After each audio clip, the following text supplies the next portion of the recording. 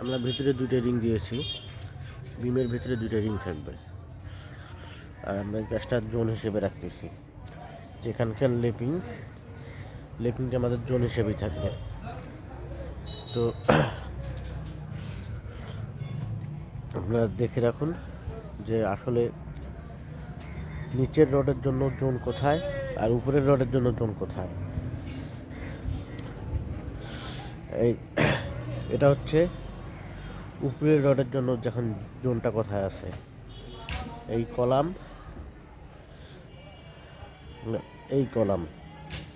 দুই কলামের মাঝ বরাবর থাকবে উপরের রডের লিপিং, আর নিচের রডের লিপিং কোথায় হবে।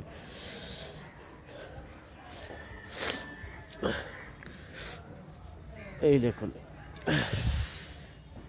কলাম থেকে একটু সাইডে, কলামের হাইটের 2 গুণ পর এখানে হবে নিচের রডের লিপিং, অথবা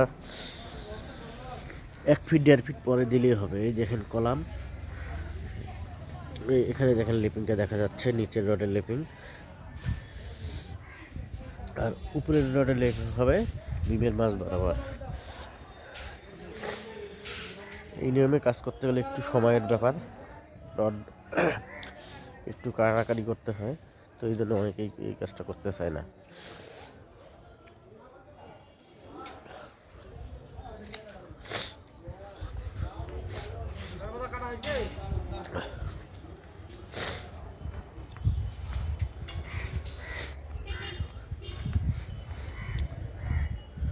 ওইটা ওটা হল কে রাজু, ওইটা একটা চাপে দেওয়া যায় না?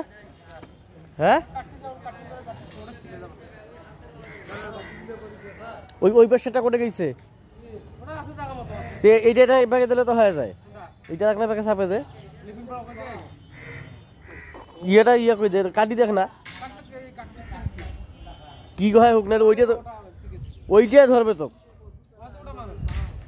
মাল। যখন জোন সারবে তখন কাটপিস বেড়ায় বেড়াক, সমস্যা নাই, তুই কাটি দে কাটি দে।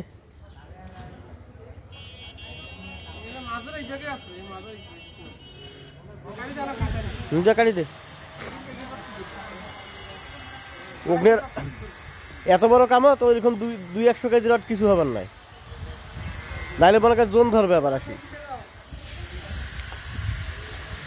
মাহাজানের কথা জোন হিসেবে তো কাজ করা লাগবে। ওই এখন কইতেছে না, পরে একটা রড বান্ধি দেখ, তারপরে দেখি কি কয়।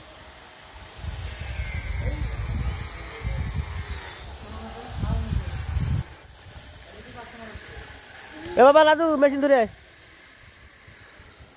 এইটা তো চাপে দিলে ওইটাও চাপিয়ে আসতেছে, ওই রডটাও চাপিয়ে আসতেছে।